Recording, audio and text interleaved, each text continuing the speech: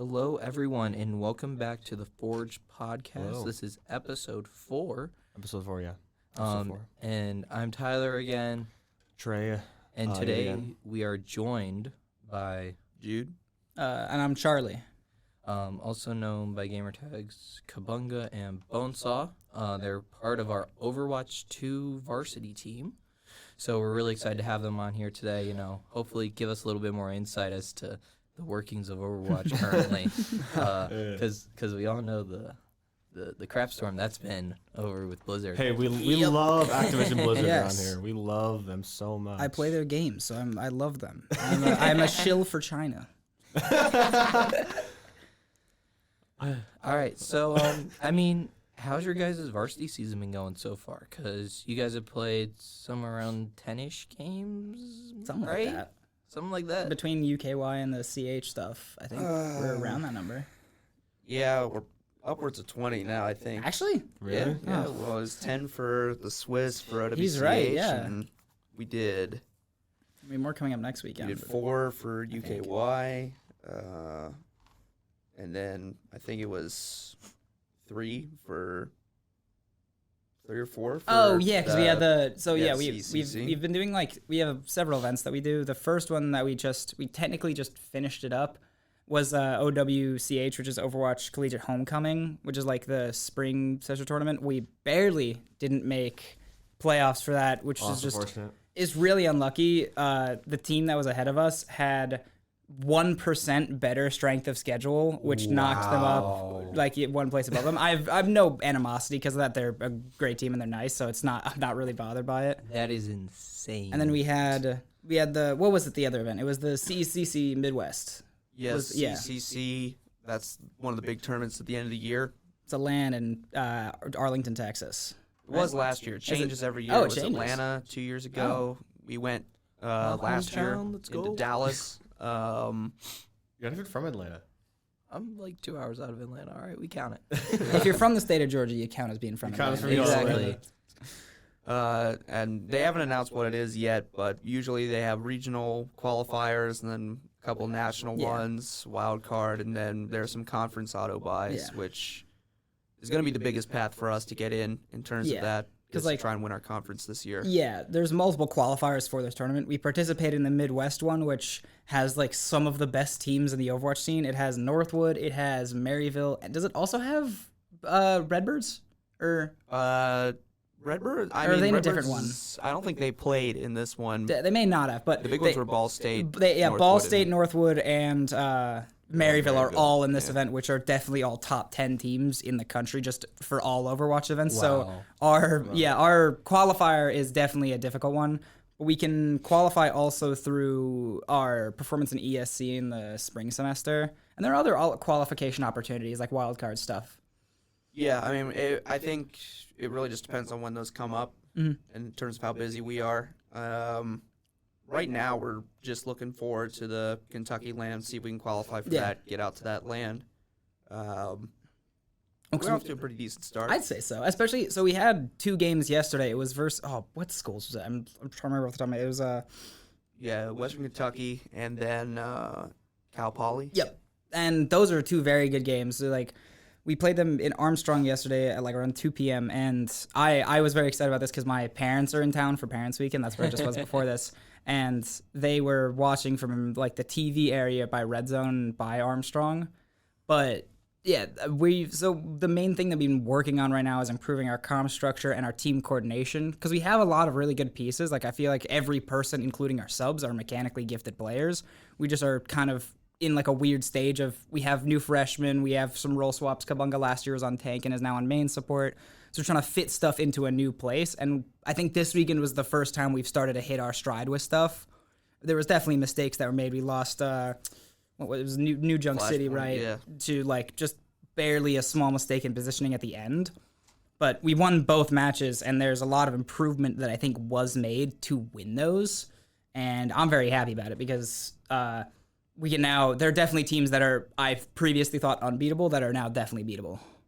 That's really nice to hear, and I believe both of those games were actually streamed yesterday. Yes, they were. Correct. You can First find the Overwatch stream VODs of the year on yesterday. twitch.tv/Miami University.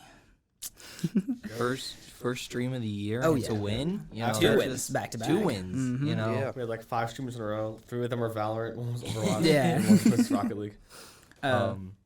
Yeah, the first game was super fun because right now the meta is I like to play Bastion. That's my like thing in Overwatch, and that's all I have to do in this meta is just play Bastion all the time, and I'm loving it. So basically, what we run a lot of is these 2 comps. One that we got from the Florida Mayhem, one that was kind of Florida Mayhem, but also kind of from London Spitfire. It's a Sigma, Sojourn, Bastion, Bap Lucio comp, and then a Reinhardt, Symmetra, Bastion, Bap Lucio, and sometimes the Rhine comp has a May or also a Sojourn. The nice thing about the comp is that each piece is slightly interchangeable with the exception of Bastion and Baptiste. So you can kind of change it for whatever needs you have. Yeah, there's a big general structure, I think, and that's something that I've tried to build with Riley. We've just been trying to build structure for this team. I think that's been something that has been difficult to establish just because we're learning the strengths and the weaknesses of our players right now. It took us a while to kind of diagnose that, and in this particular meta, it was difficult to kind of figure out what was something that we could work with because there were so many different compositions that were being played. Yeah. It wasn't like previous metas with the Monkey and the Sombra where it's really defined as to what's good and to what you have to be able to play if you want to compete at a high level. Whereas this one, you can kind of tailor your comps around the strengths of your players. This which has been nice. It's been like the first meta in probably a year where it's not like a definite composition that everyone is running. So what originally happened was there was a patch in like 2 weeks of no gameplay of Overwatch League between the end of the season and the start of playoffs, and everyone was trying to figure out what the meta was going to be. Some people were thinking it was going to be like a Zarya Genji type thing, maybe some Reaper gameplay. Then once playoffs start, Dialist was running the Zarya Genji, and then some teams were running some weird stuff. But what really came out dominant were these like heavy brawl Bastion comps that like kite for a few seconds and then just blow up someone before you can react. And that's really what we've been studying. And studying is probably the right word because we've been rewatching VODs. We have this chart that Riley drew up for us that has been kind of helping with our positioning. We even have a whole Discord channel that we use to send each other VODs of matches and take screenshots of things that we think could be theoretically good. But this meta is still super variable. There are teams running Junker Queen, Kiriko, Lucio with Genji. There's all sorts of stuff. I think that's what Converse and what St. Clair like to run. So it's a really interesting time in Overwatch Esports, not just collegiate, just across the board, because there's just so many different styles that people are running with success across the board. Which this must be like a breath of fresh air for you guys with how just Overwatch has been since launch, essentially, in general, where it feels like one defined meta that either you are running it or getting steamrolled. Oh, yeah. Every few years we do get one of these golden eras, I guess, but most of the time it's like that.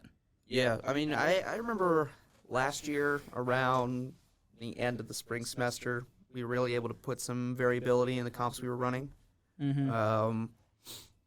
I think usually you see this towards the ends of metas where people figure out what the matchup is, because there are comps that are still stronger than others. Given metas and certain heroes that are just must-pick heroes like BAP right now. Yeah, is one of them. Even right before this, there was borderline a hard meta composition where you'd run the new hero Illari, who, if you don't know, she's she's a new support character, has a hit scan weapon that's on a charge up that can do some pretty high damage. She has a very high power, a very burst heal beam that's kind of like Symmetra's beam, and then a heal turret that she can throw down.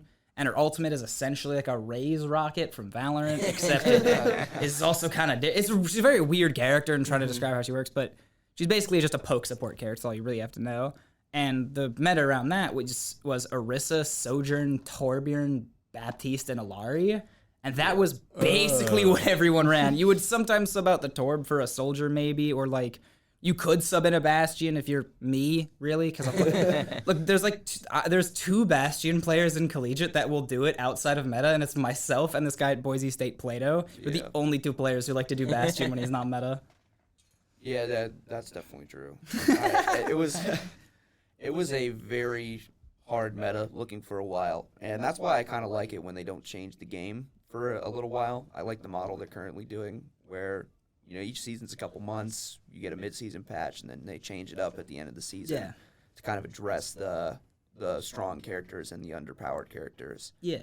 And my favorite part usually is where we are now, where it's the last few weeks, second half of the season, because that's when people really figure out the matchups, and that's when you see the highest quality of play. It's not just meta slaving and or just straight up losing. Because also this is at the time where we know what heroes are getting balance changes next season, but we don't know what those changes are going to be. So oftentimes before they've announced like what the next season patch is going to be, they'll be like, okay, here are the heroes we're looking at. Here's who's getting balance changes. They won't tell you what the change is, whether it's a buff or a nerf, and you can kind of figure it out based on the performance of that character. Mm-hmm. But there's the meta's going to shake up a lot going into season 7 because there's a Sombra rework coming where her translocator is different, her stealth is different, like her stealth's not an ability anymore. She has a new ability that's like a damage over time. Hack is whole rework. Wow. They haven't announced Hog is getting reworked in this next season as well. They haven't announced what it is. Yeah, he's a mid-season. The only thing they've said is that he's keeping his hook and his breather, but they're going to work differently. That's literally all they've said. Okay. And then what does that mean? That's what I'm saying. I don't know, because it's like I understand that like Hog is a certain archetype of character you need to keep. Like eventually, if you change too much, it's not Roadhog anymore. Mm-hmm. But like, I'm interested to see where they go because sometimes their reworks absolutely hit hard. Like the Torb rework that happened like years ago in Overwatch 1 was such a good one. But thank God that happened. Oh my God! Torb Imagine the Overwatch 1 or OG Torb in Overwatch 2 right now. But then they also said they are looking at Orisa, Mei, Soldier 76, Illari, Zarya, and like 2 other characters are getting balance changes at the beginning of next season. So a lot of the characters who are currently pretty strong, and what also is going to happen is probably a shift away from other characters because certain characters get buffed. Like that tends to happen a lot in Overwatch. Like if one character gets nerfed, it can passively nerf another or buff another just because their check or balance or synergy is changed. Which is why even if they're only doing balance changes to like 5 characters, it can shift the entire roster in a weird way. Yeah. I mean, so in general, how does that list seem to be like affecting you guys in terms of like, is there any character on that list that you're like, that might not be great for us? You know? I don't think so. Or do you just think that you're going to be vibing throughout the entire thing and just not really have to make too many adjustments to how you're playing? I think the characters haven't really affected how we've been playing. Yeah. I think our results have been really dependent on us, like in terms of how we've handled things mentally, in terms of how we've communicated. When I looked at this team, because I've been around, this is my 3rd year with the team. Yeah, I'm only 20 years old and I'm the old man on this team. Which has really given a weird perspective for me. It's something that I didn't expect would happen, but I came in my freshman year to a pretty established core already that were juniors and seniors. So when they left, it was just me left on the team. And, I know Riley and I had talked in the first couple weeks of the year and even before then in the summer about this team because I think the bar can be very high with this team. And I do believe that when you look at the players that we have this year, this is by far the most talented team we've ever had at the university. And, the real challenge, I think, is going to be able to figure out how we can get the most out of everybody on this team. Yeah. And, that's where we've struggled, is figuring out how we get everybody involved, how we get everybody engaged, what ways do we need to use our players in terms of what character we want them on, what roles and communication we want them on. Even my role changed quite a lot in this coming year. I had taken over the shot calling duties in the second half of last year. But now that I'm on support, I'm handling ult tracking, more general things, kind of being more of the anchor role for this team in terms of where we want to be mentally in games. And Bone's taken up a lot of the shot calling duties. Riley's kind of taking me under his wing, teaching me a lot of shot calling because it's Scott is a young guy, and eventually we want him probably to take over comms fully because he's the main tank, and that's the ideal person doing comms in Overwatch. It's not that hard. Like, I'm the flex DPS, I can also do it. Because I'd say, like, just purely knowledge-wise, Shocker probably has the best comms, but his position, flex support, is really difficult to do that on because it's very mechanically intensive. He has a lot to think about, and having him thinking about that is very hard. Yeah. And then, of course, Jude now being in main support has to do the ult tracking, so having to do both would then be difficult. Mm-hmm. That's kind of why I've taken it over. And, yeah, like we were saying, it's a lot of our team's success isn't actually built on what heroes we have to play, because individually we're all very flexible. Like, I think between our entire roster, there isn't a hero that isn't playable at a high level. It's really that we have to make sure we can get all those heroes played together in a coordinated setup. Because like, a perfect example of that is, technically speaking, since I'm the flex DPS, I shouldn't be on Bastion. It would most likely be our hit scan player, Lucas. But because I've always played Bastion, he's my best character by far, Lucas then would play the Mei or like the Symmetra, and I would play the Bastion. But, like, that's the nice thing about having the players that we do have, is that we can kind of do stuff like that, and we're not ever worried. It's like, oh, Lucas can't play Mei, so then I have to, and he has to play the character that I'm really good at. We never have to worry about that. The one thing we have to worry about, which can be difficult sometimes, but is a much more sequestered and noticeable problem to be able to fix, like you can kind of easily see it, is the coordination between all of us. That's the one thing that we have to do. So it doesn't matter what heroes we're playing. We just need to make sure that is going, and that's something we can work on regardless of patch. Mm-hmm. I mean, that definitely sounds like a great outlook for the team then, to not really have to worry about any big meta shifts and not really have to be like, oh, Blizzard's going to completely screw with our stuff. I mean, in general, how have you guys felt about just the general shift from Overwatch 1 to Overwatch 2 now? Because going from 2 tanks to 1 is a major difference, and then, a lot of characters just feeling relatively, or not relative, but not the same at all anymore, especially with, like, the Orisa rework, going from your double barrier meta slave to, this brand new, basically poke tank type archetype. How does that kind of feel from your guys' perspective in that shift? You could talk about like supports and tanks. I can talk about damage because I don't know a ton about how the support and tank changes feel in a competitive setting. Yeah, I was always a tank player in Overwatch 1, and when I switched over, it was a very interesting change to go from 2 tanks to 1. It worked really well with my skill set because I've been kind of a jack of all trades, master of none archetype on tank. That was what I did. I could just play any of the tanks at the level that we needed them to be at, but I was never, like a top 5 in collegiate on any particular tank, except for maybe Winston. There was a really good stretch. At the beginning of Overwatch 2, we had a stretch where we were running like it was Winston, Reaper, Lucio, Kiriko, and Sojourn. Yeah. And Jude's Winston was really good because also I tend to just int my ass off on Reaper, pardon me. And basically I would get so much value just because Jude could keep me alive for way longer than I was allowed to be. Yeah, well, that was kind of the thing. I've always been more of a team-oriented player, which is why I ended up switching off of tank. And that was the difficulty of it, is that it was stressful because at some point during that year when I became the full-time starter, heading into the fall semester, it became to where I had to be very good at all these tanks, but the role that you play changes a lot into where you're more facilitating your teammates, even more so than in Overwatch 1, where you would have a tank partner, one of them would be dictating pace, the other could be in between, either dealing damage or protecting, peeling, whatever it needed to be. But in Overwatch 2, you have to have all those responsibilities into one. Yeah. So, Winston, you're sometimes peeling, you're sometimes diving and setting the tempo for your team. Sometimes you're even just taking the fight into your own hands with Primal and making a play. And you had to be able to do all those things. And, when we headed into this year, I knew before the summer even hit that we weren't going to get a main support player. And we knew that Riley wanted to transition from playing to coaching. So I made what, at least for me, was a pretty long time coming, and I switched to main support.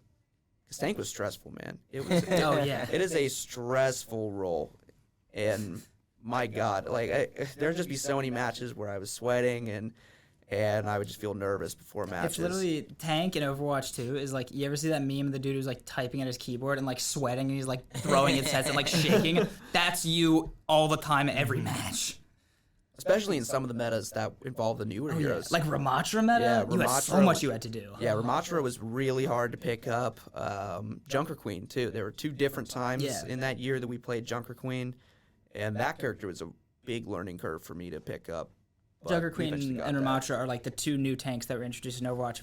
Both very brawly tanks, and both, if not played properly, are very easy to punish. Like if their Ramatra or Junker Queen does not know what they're doing, you can deal with them so quickly. So it's very much a feast or famine character. There's both of them. Yeah, and even stuff like the Zarya. There was a period of time where Zarya was really good. Our Zarya Reaper was so good. I'm so sad that's not meta. Yeah, that was really fun. I did enjoy playing a lot of Zarya. Me and Jude would duo during the Zarya Reaper meta in ranked and just clean house. I remember we went against like no, it was not. It was Sir Majid. We ran against him in like 3 ranked games in a row and like stomped every time. Yeah, that was unbelievable, and that's. I guess the downside of switching away from tank was that, you don't get to do a lot of that stuff anymore. But support is a lot more relaxing, and I feel like it's something that, for me, has been better for my mindset in terms of the game. I've been less stressed, which, makes me less angry, less, difficult to deal with as a teammate. And I feel like it's allowed me to develop skills as a leader a lot better than I was as a tank player.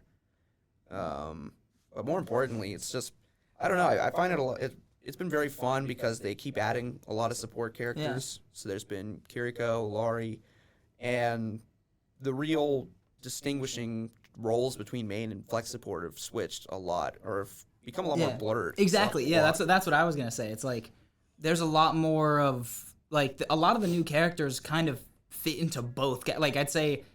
Laurie is definitely a flex support, but Kiriko and Lifeweaver definitely can and should be known by both. And I feel like you should, at this point in Overwatch, both main and flex supports should at least know how to play every character. You don't need to have every character as like a go-to pick, but having that knowledge is important because there's a lot of situations where you're running both 2 flex support characters or 2 main supports, or it's gotten a lot weirder in terms of what support lineups there are. And then DPS is a interesting role because there's a lot of characters that kind of just do the same thing they did in Overwatch 1. Like Hanzo and Widow and Ashe have not changed. They're the same character in terms of numbers and also in terms of what the tanks they had on their team and on the other team didn't really affect what they did all that much. But then you have characters like Reaper and Genji and Echo and Pharah and Bastion who have basically gotten a full archetype swap in my opinion, they Like Genji, it used to be, Genji was a dive character. He could dive and he could do nothing else. That's what he did. But now you can play Genji in poke comps on certain maps. Genji is actually a really viable pick in rush comps. And then there's 2 categories of DPS characters in my head, at least for flex DPS. Hit scan its own different. Viable? Please nerf. He's been nerf Genji. Nerf Genji, please. Don't tell him.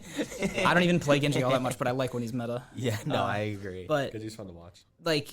There's in I'll use the current rush meta as an example right now.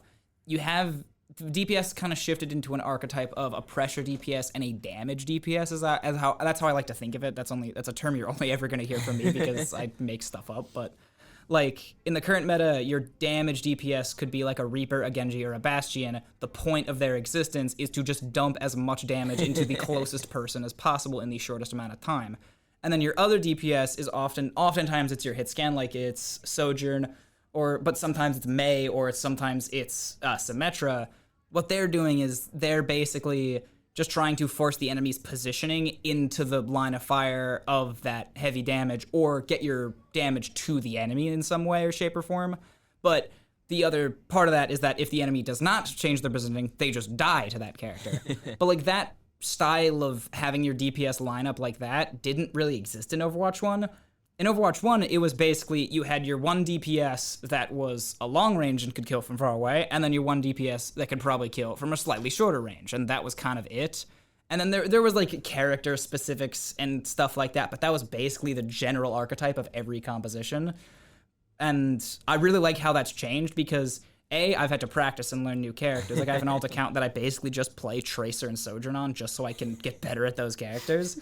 But it also means that like you can kind of insert characters into places that they theoretically shouldn't and make it work, which is really nice for myself as a player because when I got my start in Overwatch and I started becoming like not bad at the game and like to first hit GM, this was in Overwatch 1, but I was always playing like silly characters. I've always been like, I've had a really good Junkrat, a really good Bastion, Mei, Symmetra, Pharah, all those like kind of hated characters. People hated you in Overwatch 1. Wow. No, there are people who like the Ball State main tank player.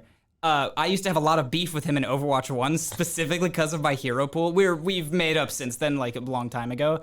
But like I was like a villain of ranked Overwatch for like a year because Definitely been on effectively what I was is that during like I basically was just a random player who popped up out of nowhere into top 500. I think I was playing Bastion, Pharah, and Sombra as my top 3 that season.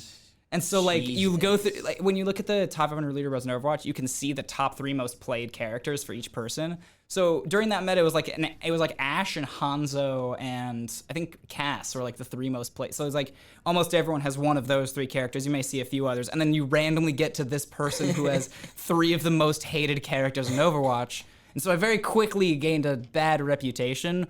But one of the nice things is that like I'm a very talkative person. I don't tend to flame people or get tilted very easily in ranked. I used to when I was in like Diamond, and that was a whole issue. But just quick side tangent. I flamed a Contenders player when I was master. So like sometimes in Overwatch you get thrown into games that are way higher above your SR. I flamed a Contenders player when I was like Masters because I didn't know who he was and I was just getting pissed off. Luckily he doesn't remember that I did that, so I'm not gonna say his name because I want to start any beef that's like 5 years old. Because I was like 16. That's a good idea. But yeah, like I feel so embarrassed that I did that. But yeah, so like I've met like there's a lot of people who used to really not like me until like they've actually played on teams with me. And also since Overwatch 2 started, I've started to expand my hero pool a lot.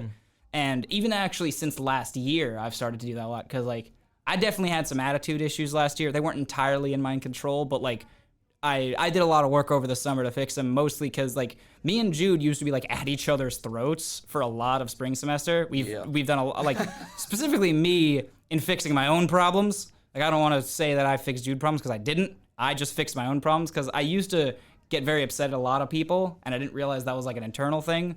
But yeah, that's like a big part of, in my opinion, Overwatch as a whole, because it's such an active, fast-paced game. You have a lot of room for like attitude issues to get exasperated, and it's also very hard to notice when those problems are your own. So like I recommend if any Overwatch players are listening to this and you're like a lower SR Overwatch player, just focus on your attitude first. It's never your teammates. It is always you. Just look internally. That was a big tangent, but thumbs up. It's an important one, and I think I remember that last season. I mean, you were a pain in my ass a lot of the time. I was a pain in my own semester.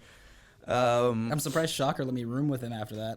Yeah, well, I mean, I remember Riley and I did have conversations about like, what if those things continue? How do we deal with them? And it's been very fortunate. That's been one of the things that I've been extremely happy about is not having to deal with that and seeing the growth that you've had personally. I told you before, I've been very happy with how you've handled this semester. Thank you. I think we've grown a lot, not only as a player, but I think as a teammate too. Yeah. I mean, you've stepped up as a leader figure for a lot of the younger guys. Before this team, I was just like a ranked player. I'd played on a few teams before, but they were never like consistent long-term teams. They were just kind of things I threw together for tournaments. Yeah, that was my experience too before college, and it completely changes. Oh, yeah. And I've tried to build a culture up for this team to have more of a sense of brotherhood, of family, respecting each other. It's had its ups and downs for sure. I think it's a good thing that you're doing though, because like a lot of collegiate Overwatch teams, I call them essentially 9-to-5 players, because basically what they do is that they come to scrims, play their Overwatch, leave. That's all they do. They don't hang out with their teammates outside of it. And that's actually not just a collegiate thing. That's like an Overwatch Esports thing. Yeah. But if you look at the teams that tend to see improvements and actually get big upset wins and like move up and like kind of punch above their weight. Those are the teams that are becoming better friends outside of the game and like trying to be friends. Like there's like it's just there's not much more to say about it. I think that's a very good thing that has helped our team because like I can confidently say I'm friends with every single player on the team and would hang out with them outside of the game and have like multiple times. Like like right here I'm doing this. Yeah. RJ is my roommate. I hang out with Lucas all the time. Oh, actually not right now because where is he? He's like I don't know where he's back at home. I don't know where he's he is. home. Yeah, I think he's in DC. But no, yeah, that was something that when I became the captain of the team, that was if there was one thing I wanted to do, other than win games, it was that. But even so, I feel like that, to me, took more of a precedent than winning did. Because the way things were when I was a freshman year, it just didn't feel good. The team, there was some animosity there, but it was also just felt like how Charlie said it, 9 to 5. Yeah. We would see each other, and there was, the core of the team was kind of their little friend group. But it was very hard for other players to get into, for sure. And I think the circumstances around last year, especially in the spring where we only had 5 players, it allowed us to really see each other completely in terms of the guys returning this year. It had its ups and downs in terms of, we didn't have any other options or ways to solve these problems. We just had to make it work in the situations that we did. So we ended up in a lot of tough spots just because of various communication issues, stuff like that. Yeah, the airport game. The airport game? There was because of the fact that we only had a 5-man roster and no subs, scheduling games was kind of difficult. Like rescheduling games is kind of difficult because we didn't And at one point during Miami spring break, which falls at a very unfortunate time for us as compared to other schools, because they pick match schedules based on the most spring breaks, not whoever has it. So we had matches during our spring break, and for the most part, it was kind of fine. We had laptops that we were sent, but the timing of one of them was such that it was right before my flight from Miami, or from my hometown back to Miami. So I had to play this match in the Newark Airport terminal at my gate. And I was like, I tried. It was so, like we lost because also I was on tank for some reason. Yeah, I was on a flight. I was already on. Oh the yeah, airplane, we technically so. and we had we had on the CGS, so we technically did have one substitute, but he Yeah, was we had one. it was Kieran, but he wasn't. We had kind of just asked him to sub last second because we needed someone to play, and he was technically still on the roster, just in the books. I understand. Yeah. But we had to play him. I had to play a match in an airport terminal. The team must have been horrible. Dude, I got there an hour early so I could do this, so I wasn't in the car going to the airport when our match was supposed to start. There was a flight boarding at the gate that I had set up at as I was playing. So there was a line of people waiting to get on this airport, and I'm hard coming an Overwatch match 2 feet from them. And I'm also in my head thinking, okay, please don't play Tracer. I don't want to have to say Pulse Bomb at any point in an airport. I don't want to have to get kicked out. But yeah, average CS:GO player. Bomb has been planted.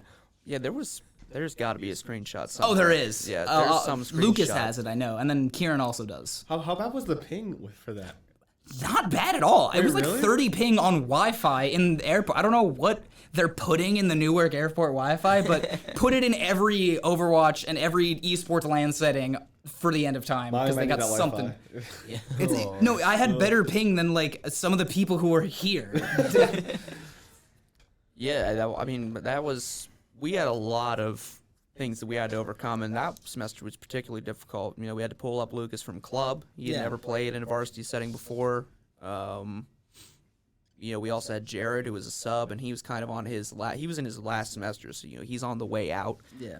And I was actually really happy with how we did that semester. I think, we fell short in a couple of areas, but I think with what we had and the circumstances that we had to deal with, I think we ended up overachieving in a lot of different things. We got dealt a bad hand, but we still played it because we had to.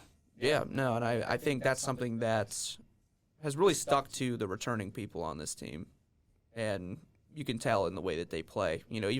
Even when we're struggling, our back was against the wall yesterday. It was, we're playing for our tournament lives. We have to win out to even give ourselves a chance at getting in, and that's something that I was happy that we did. And we came in focused. We played both those matches, and even before then, we had an extra week of prep. We added a scrim onto our normal workload for the past couple weeks. Started doing 3 times a week with a VOD instead of 2 in a VOD, something like that. And that really helps. I think that's something that we'll probably keep doing. I agree.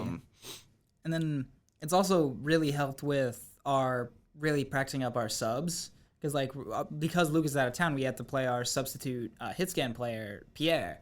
And originally he was definitely a bit of a project player, kind of like what I was when I joined the team and Lucas when he got brought up from club. But his performance this weekend, if you go and watch the VODs, that dude was cooking.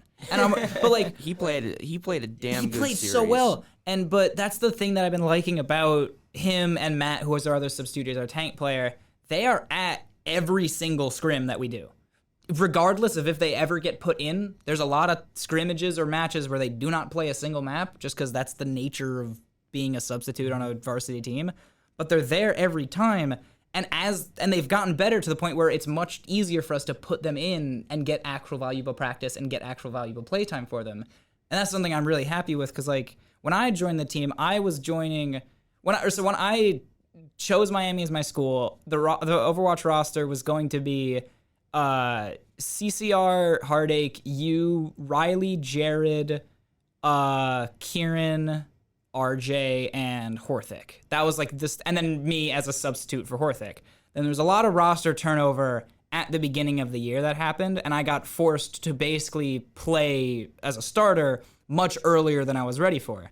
But one of the reasons that didn't kind of screw everything up was because I had, for the 3 weeks that I was benched, I wasn't benched. I was a sub player. Yeah, I was saying it weird. But I was at every single practice and every single game, specking in the lobby, sitting next to everyone. And I think that's always a thing you should do as a substitute player, especially if you're a freshman collegiate, because it allows you to, first of all, understand the comm structure, get a good understanding of everyone's voices. That's actually a very important thing.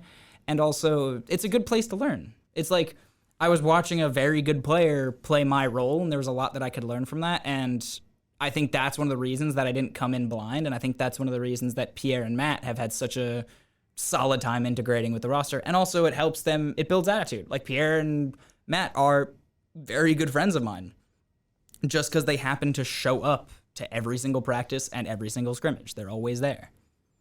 Yeah, and that was something that I encouraged them to do. I remember they came and asked me as soon as the roster was revealed, in terms of what they wanted to do.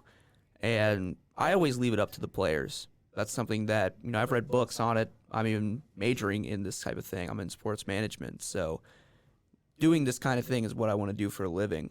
And, I bring my own personal values to it. But I think when it comes to managing a roster and building a roster, you have to leave it up to the players. And you let the players kind of direct where you set your expectations and where you make a lot of your decisions on. One of the reasons we increased our practice regimen was because I had players coming to me after scrims saying, we want to do some more reps. Let's get some more reps in. And so that's what we ended up doing. Yeah. And it worked out really well. And in the case of the substitute players, they came and asked me, what should I do? And I said, well, that's up to you, man. If you want to come to practice, I'm happy to have you. And I will, get you in as many opportunities as I can get you in. And it's been, if they give that level of effort, then I'm willing to match that level of effort. And I think I've even started doing some film with them outside of these matches, because that's something they asked for. We sat down. I think it was after they both had to step in for a scrim because we were missing starters, and it just didn't go well, and they were feeling down on it. But that last map they picked it up. They were really good in that scrim. In my opinion, they got fundamentals. And I think they asked me. They said, "What is, how can we improve?" And that to me is just like an instant go button, because that to me shows interest. It shows effort, and that's something that, in my mind, I will always support. And that's what I want players to be like on this team, and that's what it's been like. we haven't had any issues with trolling our opponents or which, that's something that happened, man. It was a playoff game. It was our previous captain doing it too, and I remember there was a big spat that he and I ended up getting into after that happened. It was I think it was against Western Kentucky, if I'm not mistaken. It was first round of playoffs in ESC, and we're up 2-0, ready to close the thing out on Kings Row, and he goes back and starts like this Torb 1v1 in Spawn. It's in the theater in Kings Row. He starts this Torb 1v1, and we end up. It was just a mess. We full held and we won the map, but it looks so bad to the character. And I remember, Jen was mad at us. She was pissed. There are some times, there are very few times when you can really see her angry, and that was one of the times that she was angry. She was mad at us. Something I talked to Riley about on that vein, and I feel like he talked to all of us about it at one point as well, because I think he used that story as an example, because that's how I know about it. But basically, he's like, the most you guys if you want to troll and do something funny, it has to be planned out and it has to be executed to the level that you guys play. So like, if you want to go for a silly strategy where like, say I'd play Junkrat because it's definitely a little less orthodox character, I can have a little more fun with it.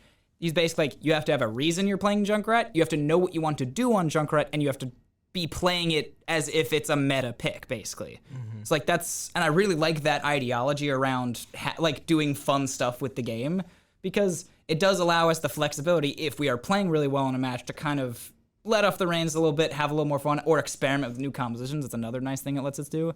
But it keeps us honest, and it keeps us from developing a very egoist mindset in that, like, because like a lot of teams will just kind of start running whatever, wherever, and it can very much be frustrating for younger teams, and it also tends to be players who have a ego-y reputation in Overwatch. And I think one of the things that Miami definitely does not have is that ego. If like, we don't have anything, we like... Yeah, we used to. We definitely used to, but that's something that, Riley, Jen, and I have worked very hard to just get rid of, and take every loss as humbling. Yeah. And even wins as humbling. We even opponents that might as well have forfeited in those kind of games. We play them seriously. Yeah. We give them what we would give Maryville. Exactly. Even if that means that we're stomping them for a 20-minute match. Because there's also... My thought process has been, like, because I grew up in a sports family. Like, I've played soccer, ultimate frisbee, I've done fencing, football. I've done, like, almost every sport under the sun. So have my 3 siblings. So have my parents, my cousins. I've just been surrounded by sports since I was a baby. So I've always had the ideology basically ingrained into me that every win and every loss, there is always something to do better with. There's no player in any sport or competition that has perfected anything. Every single person who participates in a competitive activity has an improvement they can learn from everything. So that's kind of how I look at every match and every scrimmage, if I'm looking at my own individual stuff, is that, like, even if we absolutely hard stomp someone, like, even if it's something as small as, oh, I should probably hit the aim trainer because I missed a few shots when I was trying to kill this guy, even though they were missing more and didn't kill me, that's still an improvement to make. So that's why I feel like I like the attitude that this team has, because it's really hard to glean stuff like that if it's like, oh, we're doing a Torb 1v1, or we're just all like teabagging the end. Like, if even in the stomp, if you're not taking the stomps seriously, you're not going to take the losses seriously, basically, and you won't be able to learn from anything. Yeah, and I think, time will tell in terms of that, because this is by far, the result that we had, at least in my tenure here in Miami, was definitely the worst result that we'd had. It was the first time we hadn't made it out of Swiss. So I think the real challenge, and I'm sure we'll be back on here at some point to talk about it, is how do we respond to that? How do we respond to setback? How do we respond to failure? And what are the takeaways? Do we rebound? It's not about the setback, it's about the comeback. And, what our comeback is going to be is what's in the air right now, but it's something that, at least I can guarantee we'll be working towards. Yeah. I mean, I definitely like that outlook. It's definitely motivational to hear. For sure. Yeah. And gives me a lot of hope for you guys in this upcoming season. I mean, now to kind of step a little bit away from collegiate stuff, how do you guys feel about the fall of OWL? At least in the state that we know it. Because I know it's still going to continue in some form or another. Overwatch Esports isn't going to completely die. But seeing the franchising and all of that go away, were either of you even looking possibly into going pro in any way, shape, or form? How does that affect you? Things like that. I mean, I don't know if I speak for you, but I mean, I feel like most players in the scene are definitely looking for a pro. Like that's always the end goal. That's why you're playing. There's only all players will get to a certain point where you're on your way out, and you're probably not going to make that. But I feel like that's everyone's goal, at least to some extent. But So I got into Overwatch because of Overwatch League. When I was younger, I wasn't allowed to play first-person shooters. The first one I ever owned myself was Overwatch. And the way I convinced my parents to let me get it was first I had to write an essay to let them buy it. Which that's a Bro, whole that's so that's real. that's a so story. wild. I'll maybe tell some other time because that story will take like a few hours. But just the abridged version. My parents didn't like first-person shooters, so they made it like if you want to get this, you have to write an essay. And I ended up writing the essay after a few months and got the game. But it was kind of like a sunk cost thing. After I spent all that time writing and researching this topic so I could buy this game, I had originally wanted to get it because my friends all got it. All my friends on Xbox are playing it, all my middle school buddies. And then they kind of stopped playing it. As middle school friend groups tend to do, you'll just migrate from game to game. Eventually you'll make it back to that one. But they all stopped playing it, and I was like, I just saved up a whole summer to buy this, and I wrote an essay. I'm not going to stop playing. And so I've really never taken a long break from Overwatch, but that investment only started once Overwatch League Season 1 happened. And my dad had actually gotten me tickets to the Overwatch League Grand Finals in Season 1 because they were in New York City, which is right by where I live in New Jersey. And so he took me to that. I remember watching that match. It was such a good Oh my God, it was game. such a good game. I watched it on Disney XD Nice. when they were doing that. You could watch it on Disney XD and on ABC at 9 p.m. But Because it was Spitfire Excelsior, correct? If I remember. it was Spitfire Fusion, but Spitfire Fusion? Excelsior was one of the playoff matches. It was the playoff. Yeah. Yeah, but I went to that with my dad, and that was my dad's first experience with any sort of gaming thing at all. And this, he tells me about it to this day, where he's like, oh, he was that was his moment where he's like, oh, this is a real thing. This isn't my son's playing Overwatch in his basement. This is a really cool thing that he's interested in. And so I definitely have a lot of nostalgic ties to Overwatch League and all the teams and that stuff. And I've always been a huge fan of the Gladiators. That was my go-to team, which they're definitely not going to exist after this because the Guard also exploded, which was the org that owned them. Yeah. But we love the Guard. I'm overall optimistic. The feeling for it leaving That's is the joke. definitely melancholy because it's sad because it's all the recognizable stuff is leaving. But overall, I'm very excited because I think there's gonna be more opportunities to make it because there's been rumors about how it's gonna be set up. I think there was talks about ESL running it in North America. Please be like CS:GO. Please. That's be like that's CS:GO. what Please be people like are hoping CS:GO. is that they're basically just going to run it in the maybe not the exact same format as CS:GO, but basically the same format as CS:GO. I forget what's the company that was going to do it in APAC. They do a bunch of other stuff, and I think they did Apex Overwatch. OGN. Yes, I think OGN is going to do it for it. There's then Org is going to run it in Europe. But they're all it's kind of going to be like how ALGS works, where it's they have different orgs that run the regional circuits, and then they all play in big championship tournaments. That is just rumors, but no one has unconfirmed them, including anyone working at those organizations. If it is anything like Apex Esports in terms of structure-wise, it'll be glorious. Oh my God, yes. And because then the amount of teams that would actually have a shot now at getting rosters in playing outside of what was it, 32 was the final number? It was there were 20 teams, and they were franchise based. So it didn't matter how bad a team was, they were still in the pro circuit. Shanghai. Yeah. The best thing about Overwatch, we have the longest losing streak in any pro sport. Let's go Wasn't Overwatch. 0-52? 0-42. But it's the 42. 42 losses in a row is the most any pro sports team in the world has ever lost in a row. Because it was Shanghai Dragons at the end of one. The third game of Season 2 that they played was their first win ever.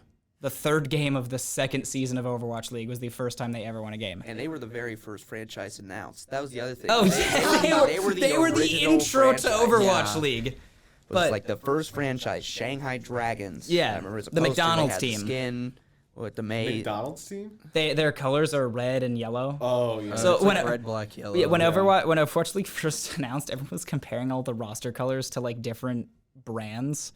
Like there was Mayhem. No, Mayhem was the McDonald's team Because they had the M. They basically have the same colors, but Mayhem has the M, and then on Mayhem, yellow was the primary color and red was the accent color. Which Mayhem ended up changing later on. They have like the Miami Vice colors. Yep, Yeah. the purple really nice. or the magenta and like the blue. Which thank God they changed those colors. Oh, the yeah. original was so bad. Yeah, it was and bad. This is the one thing that I'm going to talk about is definitely more of a theory of mine that I think is going to happen, but I think that once Overwatch Esports goes back to whatever grassroots it turns into, I think we're still going to see the presence of a lot of orgs. I think we're going to see a lot of Overwatch League branding disappear. That's just kind of what's going to happen.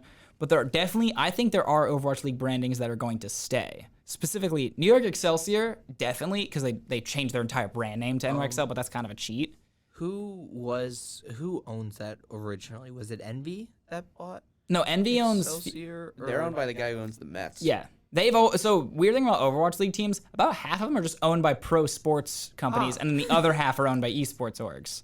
Well, it's a lot like some esports orgs are just owned by pro sports owners. Yeah, a lot of the Guard only existed. The Guard was birthed out of a pro sports circuit had bought the Gladiators and one of the COD teams, the LA Gorillas from Sentinels. Mm-hmm.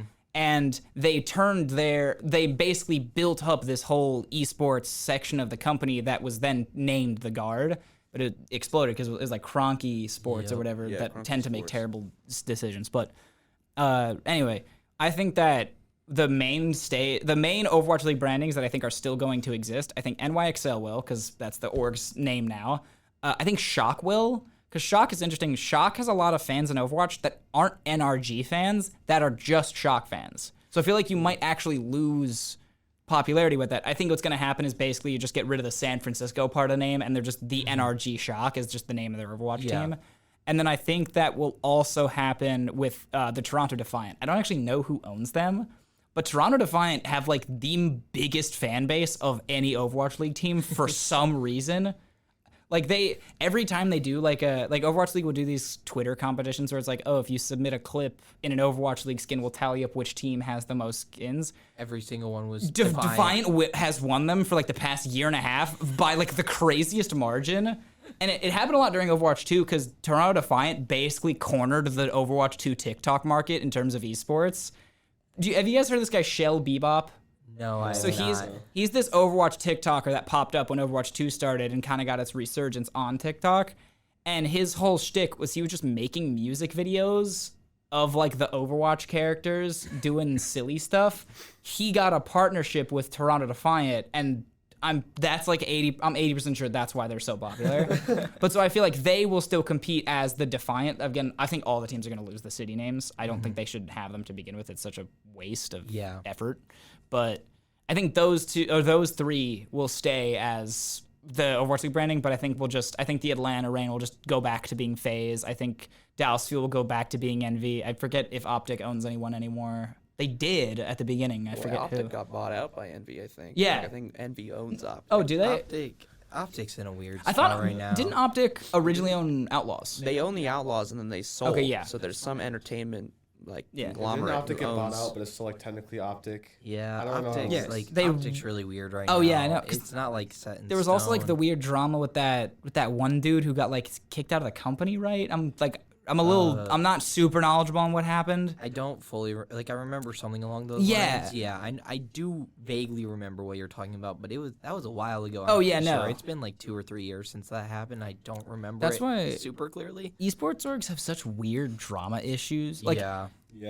I never understood it. For the stuff with like FaZe, Rain, and Dude, Grace yeah. Van Dyne. Like, It's why like, did that even happen? It's like what? The Bluephil was her gamer tag, but she was an actress on Stranger Things Yeah. season 4, Oh, and FaZe Rain was just like bullying her for no reason. 'Cause she got signed to FaZe. She got signed to FaZe as like basically a celebrity signing, which like is a content creator. Yeah, it's super common. She used to stream and stuff on Twitch. She still did after Stranger Things, but she gained a lot of popularity after. What I find funny is that Snoop is technically signed to FaZe Clan. I'm pretty sure. Oh no, he left. He left, but he was. He had to. March. But what's funny is they got him to wear a FaZe Clan chain during the Super Bowl halftime show. So honestly, that chain looks so cool. They have out of all esports orgs, they have a good logo for a chain. I wasn't paying attention to that. I mean he was wearing like 3 other chains, so I don't blame you. He was a board member till like March of this year, I think. But I mean, for me, I'm from Georgia, Atlanta. Yep. You know, Rain was my team, but like with esports, I've never really felt connected to like a location. For exactly. it. I've been connected to the players / the just general like culture of a team. So for me, in terms of Overwatch wise, it was Spitfire. Yeah. Spitfire was my team. Even before like they won season 1, like just all throughout the season and stuff, I was fans of them. And then for like Valorant, my favorite team's in South Korea. Okay, like that's respectable. So to me, I always found like the franchising thing a little bit strange that it was like tied to a location. Yeah. I'm the exact same way. I've always been a Gladiators fan, but that doesn't really make sense because I'm from New Jersey. Everyone think you should be NYXL, but it's like no, my favorite Overwatch player at the time who was Surefort, which was kind of also the only Overwatch player I knew the name of, but he was the only one I knew. He got signed to Gladiators, so I'm like, I'm a Glads fan now. And you see it just a lot in esports where you have a lot more player fans than org or team fans. Because, there are a lot of times where, like, a player will move from one team to another, and then they will take a chunk of the fan base with them, which is why you also see a lot of teams that are, like they have a player that is their team. Like, for the SF Shock, Super was the Shock for his 4 years. If Super went to a different team, I guarantee you Shock would have lost a chunk of their fan base. Same thing with, like, I'm trying to think of an example in, like a good example for like Apex. Imperial Hal. That's the guy I was trying to say. If he's on TSM right now, TSM would lose. Exactly. TSM would start losing, and they'd lose a chunk of their fan base, who would then just go to whatever org signed him. It's like you have these players in esports that are such an important business part of the brand that I think you just don't have that in professional sports. Like. You have it a little bit, like with like players like Aaron Rodgers or like Tom Brady. They'll definitely take a chunk of the fan base with them, but not nearly to the extent that you have in esports. Or like Messi when he signed to Inter Miami. Oh my God, I love that. It's like if we had it's like if Violet randomly started playing Tier 3 Overwatch, but never decided to go up. He just played it for fun. Because people, I remember I saw him get signed to Inter Miami, and then like a week later, people were posting pictures of him just like hanging out in a Publix with like no security. Oh yeah, just, like that's crazy. This is his retirement plan. I love it. Yeah. Which I know that we were talking about how we don't necessarily feel the franchising thing was all that impactful. I heard from James that apparently it was the exact opposite with you, because I heard that you were really tied to like Washington, correct? Nice. Yeah, I am a big fan of traditional sports, and I think that the traditional sports model could have worked for Overwatch League, and it was really close. I mean, there are a few factors. I think COVID definitely impacted the league because it was really beginning to go off in 2019 and Season into 3 was 2020. like the homestand season where they were going to travel to a bunch of cities, so they never ended up doing it. Yeah. But there, you can really break it down into a few critical elements as to why these ventures failed. And I think one is the costs of the league, which were really increased by COVID. But even from the very beginning, it was rough. You know, they had came out with a minimum salary, and all the teams were located in LA and had one arena. So you were able to limit your costs and make profit on the league. Like the league, I believe, was profitable in season 2, which was the last year they did that, where they had everybody in LA. But then they started wanting everyone to travel everywhere. Yeah, that was their plan. I think it could have worked, right? Because you went into the homestand model, which had 8 teams at one central location, so you can bring in the fan bases, sell out an arena, see if you can make profit on that. Everyone was I'm just gonna mention this real quick just for context. All the players and fans were super excited for this because like you said, the basic model was just you don't need every team at that place at once. It's just one weekend's worth of games. So you only need the teams that would be playing to travel to this location. But so everyone was excited for that because it was going to go to basically every city that had an Overwatch League team. That was the plan by the end of the season. Yeah, and the ones that they ran, I think there was one in Philadelphia and one in New York, and then they were about to hit Washington when COVID. Yeah, and Dallas too. Yeah, there's a Dallas/Houston thing that they did that was really popular, and all of them sold out. They were selling out these ballrooms, these convention centers. 5,000, 5,000 seaters. Oh, no, they were selling out more during for the homestands that happened before COVID hit. They were in hockey stadiums. They sold out. They believe they sold out the Phillies hockey. They sold out the Wells Fargo Center for 2019 finals. Yeah, but so which was halves. You can break that down into 20,000 people were there. Yeah, which is good attendance. That's good ass attendance, right? I think the problem is that the costs just became too high, and you have when you have the teams at their own places. Travel is always one of the biggest things in any thing ever, in any sports context ever, even in collegiate. Travel. When we're traveling, even that's the bulk of the expenses. Our Dallas trip, the bulk of the expenses go into the plane tickets, getting there, getting back. I think the Dallas trip came down to something like $7,000 to $11,000, something like that, for that trip. Wow. Which is, I think at that time it was an eighth of the budget for the program for us to get that trip going. And so for the pro teams, it's going to be even more expensive. Plus, you're providing housing for your players, you're paying staff and full-time players.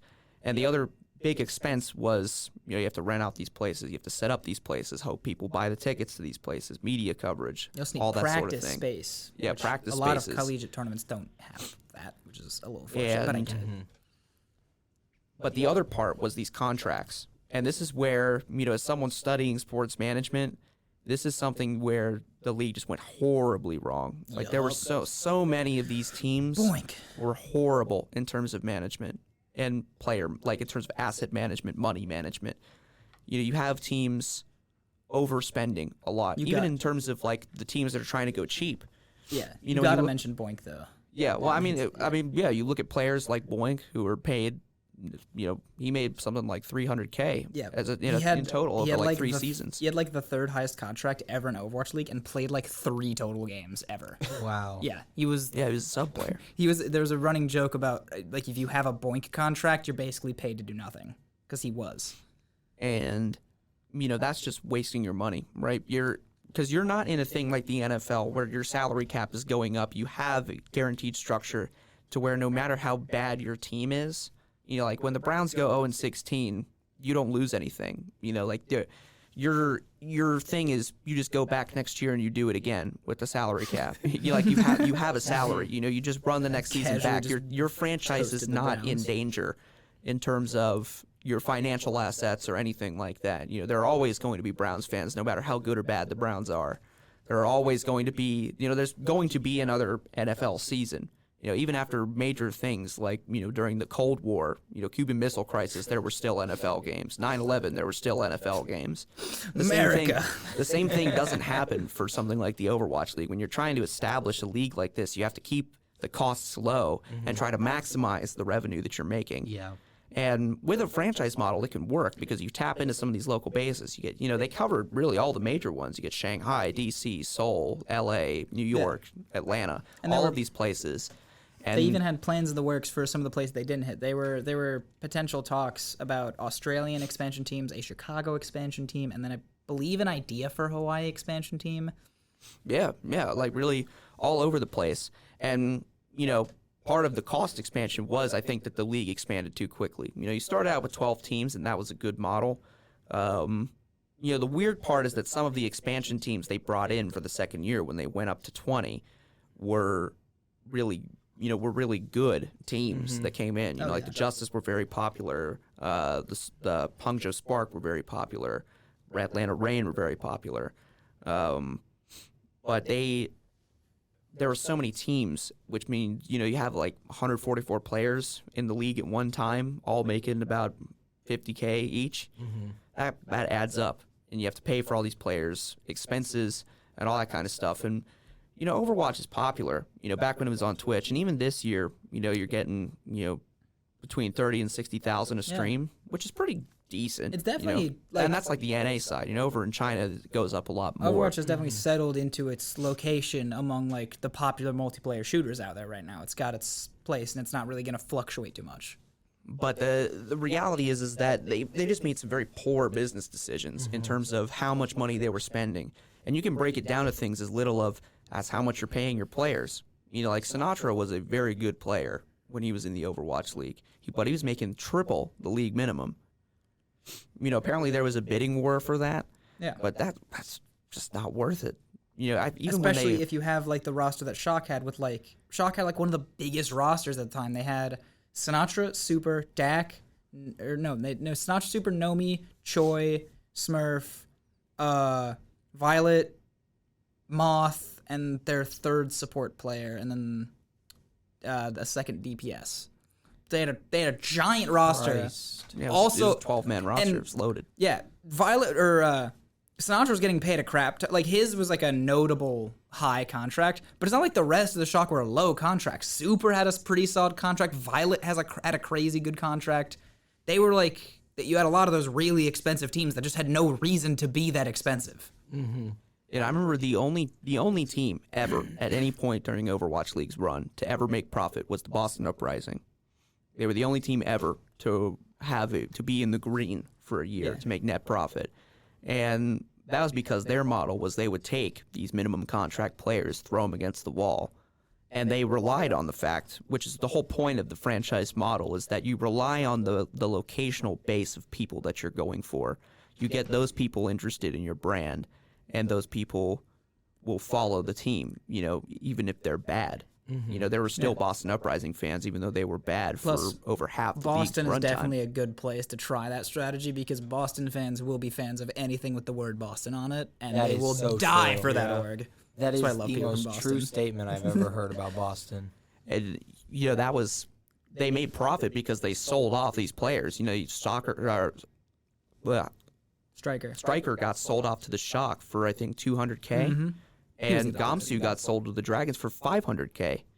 So right there, they made over $500,000 right off the bat, right like With that. one player. With one player. And and in esports, even down at this level in collegiate, there are only really two ways you make money. One is by winning everything, and I mean everything. You got to be hitting first. You're taking all the prize pool money. That's how programs like Maryville make a good portion of their money. But the even bigger part is getting either media deals or sponsorships. And that's how esports works in general, is you have other people pay you money to be able to fund these teams because it reduces the amount that you're paying for these teams, but also gives you more brand notoriety because these people, it's like, oh, if McDonald's is sponsoring this team, then this must be a really legit team. If McDonald's wants in on this, then I should want in on this too. That's why I think a team like Maryville is so successful because they have so many sponsors. They have, they figured out a good model. And even though I would say, they've probably overspent a little bit on a few of their teams, like their Overwatch team is pretty loaded in terms of that. It doesn't matter because they've won back-to-back national championships. They win almost every single major or place in a position where they make money. The other thing that they get from that is that, like, I'll use my dad as an example. He's definitely a traditional sports guy. He only knows about Overwatch esports because I do it, so he has like a very diluted sense of it. But like my family members, past my father, like my extended family members, whenever like the conversation of esports comes up at like Thanksgiving, they're always mentioning they've heard of Maryville and heard that they're good. They've heard of Northwood and heard that they're good because those kinds of schools, win everything. It's like they're winning so much that they're even reaching past the esports space into like the traditional sports space and like the mainstream space. Even if it's just a name recognition, that's such a big thing that is only available to those teams that are just winning everything. Yeah, I mean, I remember my freshman or sophomore year, I was walking around and someone asked me if I was wearing a Maryville jersey because we had the Miami M on it, and someone asked if we were Maryville. That's how well known they were in terms of that space. And so that's how you make money in esports. And those are the things that, especially as the league went on, they failed to do. They were really starting to get sponsors, and then this is where Blizzard basically just shot themselves in the foot because of all these incidents that happened. All the sponsors just left. Yeah, they went out. They had Coca-Cola, they had McDonald's, they had United Airlines, which eventually became like an NYXL individual sponsor. Yeah. But those were like their big. Coke was the big one. Coke was funding so much of Overwatch League. Toyota and Xfinity were big too. Xfinity had like their own segment. Then like they had like even the cheese at crunch time.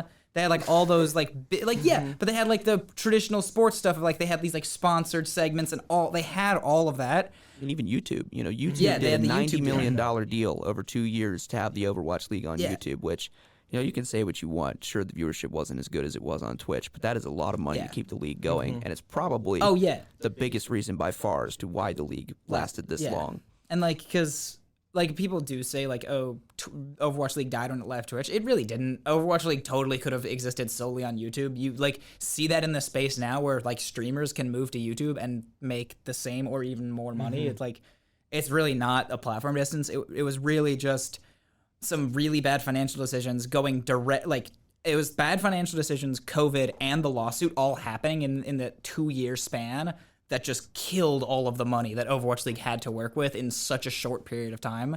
Because technically the league contracts were supposed to go for another season, but Blizzard was like, here, we'll pay out this percentage of your contract if you just leave the league. Yeah. So that's kind of why everyone's saying it's dying this season. Yeah. Though, and then the very last mistake was right at the beginning when they announced the franchise buy-ins. It was $40 million for the first year, $20 million for the expansion teams.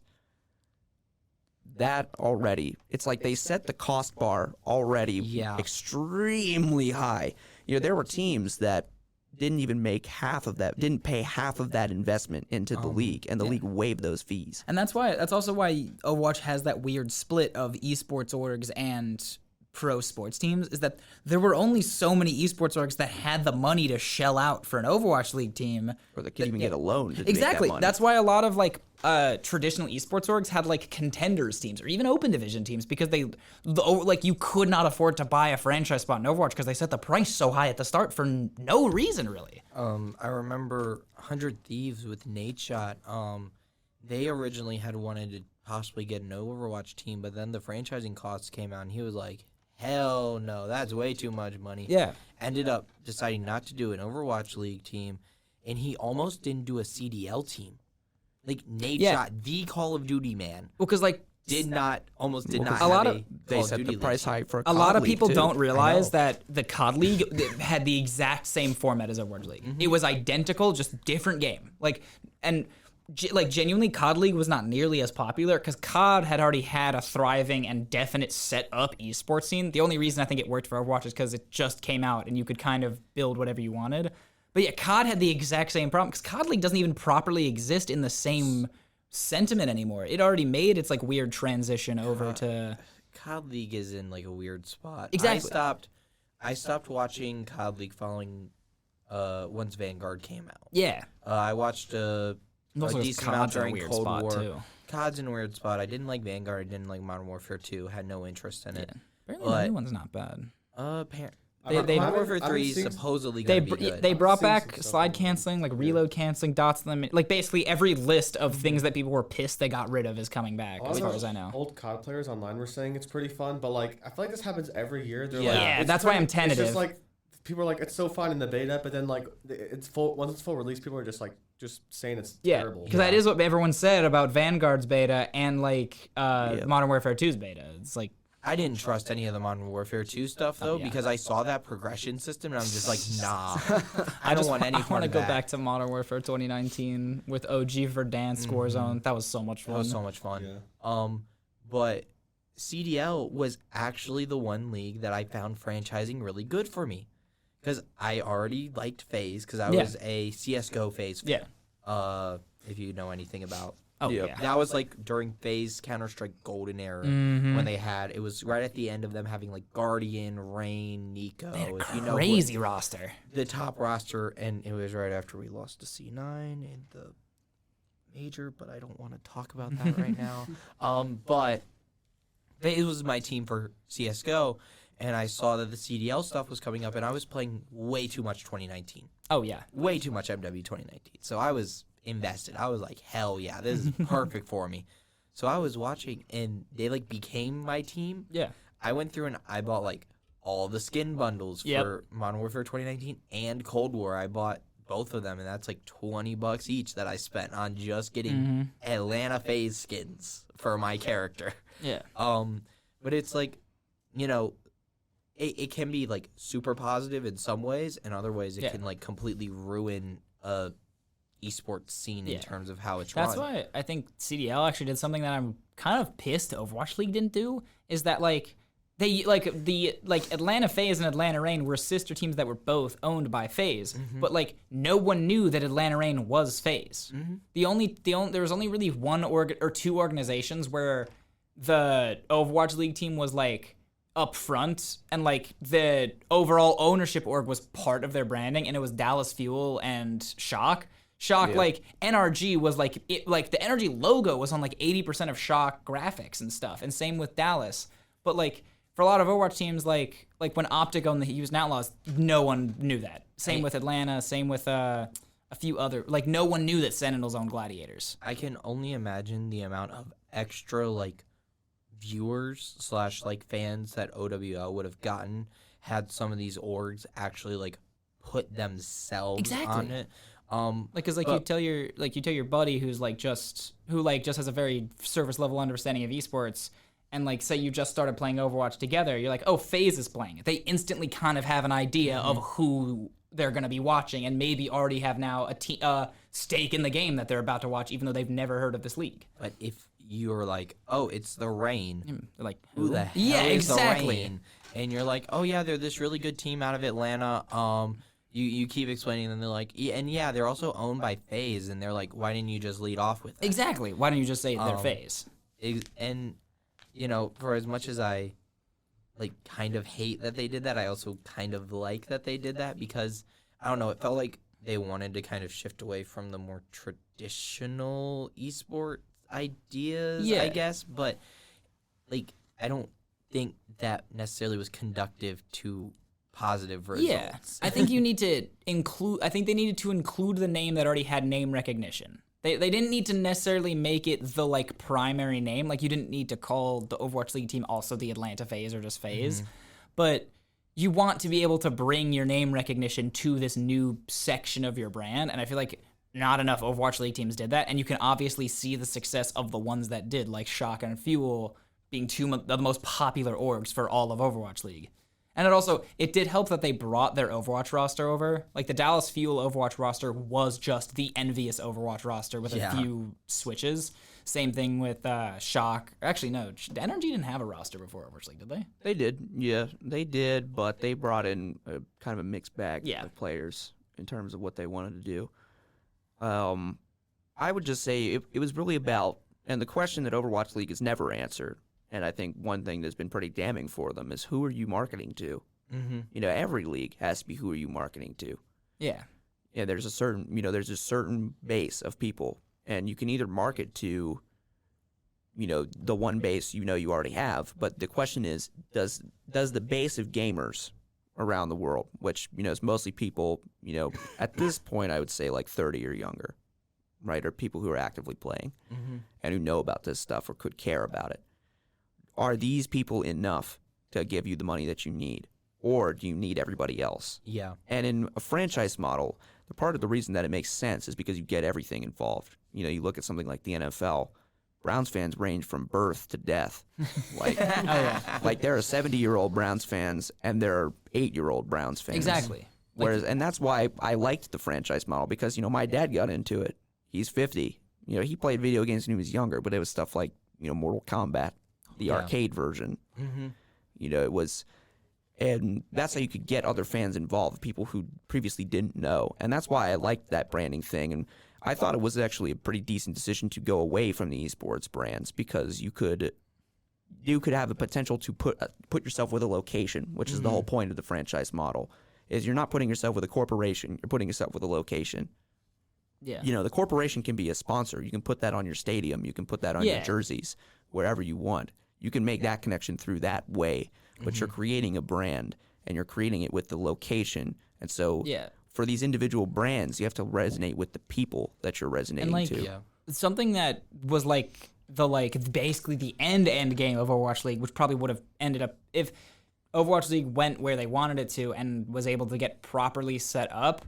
In about 5 years from now, the idea was that the Overwatch League teams were going to build Overwatch League stadiums in their cities that would then become dedicated esports stadiums in each of the Philadelphia one actually got plans and approval before. It's still getting built for an. They broke ground on it. They're actually there's currently I don't actually know if it's going to continue being just an esports facility or just they maybe turn it into a concert venue, but the building is being built. It was originally going to be the Philadelphia Fusion. It was called Fusion Arena, but there was a plan to have basically one of those in every city, and then that would be another revenue stream because you could rent that out to ESL or to a local event or to a collegiate event. And if you get to that point, then I feel like Overwatch League wins esports in my opinion. If you're able to get your that's the end goal of the franchise league, because once you get to that point, then you've basically locked down the local revenue. Because people who are going to your events, if you're just driving by and you live in that city and you see a giant glowing emblem of this team you've never heard of, but it has your city name, you're instantly invested. You're probably going to pull your car over once you're at wherever you're going, look up whatever that was, and it gets interest. It's if you get to that point, that's then a new era for esports, and I'm kind of disappointed. That's the thing that saddens me most about Overwatch League dying in terms of the franchise thing is that was the opportunity for esports to become another traditional sport. To basically, when you go to those areas of cities where all the sports stadiums are, esports then would be on that roster. And I feel like eventually it will get there, but I feel like we're now maybe 10 years potentially behind where we could have been in having that mainstream recognition because of Overwatch League's failures just as a business. Yeah, just how the industry in general is just kind of collapsing right now. It's kind of in a recess. We're in a limbo right everything's now. because almost every scene has weird stuff going on. Almost every scene, there's orgs dying. There's teams getting slowly shut down. And, Yeah. they're slowly losing more the money. only esports scene that actually is doing fine is fighting games because they are so Fighting games. I love fighting games, but Fighting games always stay strong. They because always their do something. fan bases last for eons, and it's super easy to run as an org because if you really want to be a fighting game org, you can be okay, I'll buy one player and can have just have, him just 1 to 2 dominate for players. years. FGC Yeah. dominance, baby. If esports dies, there'll still be FGC. They'll be there the whole time. There's gonna be some dude playing Smash Melee in 70 years on a CRT TV he built with his own hands. We don't consider Melee and Ultimate No, shut up. as part No, of the FGC. no. I consider Smash- Melee Smash part of is it, not FGC. Ultimate. We don't consider Melee. Why not? Hey, my go-to game is Mortal Kombat, so My man. I've been playing Across the MK1. table. Oh yeah. But why not? Why not Melee? Why not Melee? Yeah. Because it's a platform fighter. So now we're discriminating. I am discriminating. I That don't just consider sounds like platform fighters. FGC racism right there. You see, as somebody who is I can't even say traditional because all the games I play are anime fighters. However, as somebody who does believe in the traditional grassroots nature of the FGC, I understand that no matter what happens, the companies that make these games, like Mortal Kombat, Street Fighter, Capcom, NRS, they're gonna continue supporting these scenes no matter what.